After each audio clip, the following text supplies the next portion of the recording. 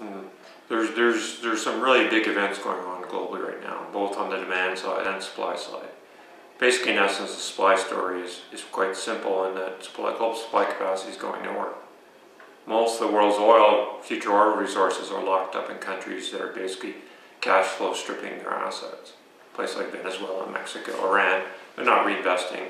So ultimately, their next part of their trajectory is going to be depletion. I don't know, you saw some recent numbers suggest that Mexico's taxing their Pemex at over 115% of their cash flow. So in essence, they're taking most of the cash flow out of the system. Or not, or probably their income rather than cash flow, but they're taking a lot of money out of the system. So Pemex has insufficient money to reinvest in drilling wells. Production's falling. Same story in Venezuela. Iran's headed there.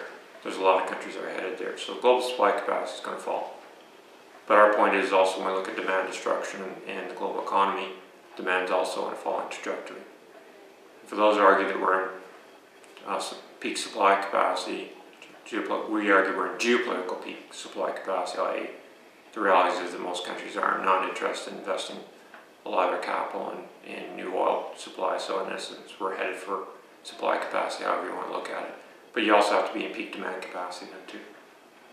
Demand cannot exceed supply, except for very short periods of time. But our point in the short term is demand looks like it's going to head down faster than supply.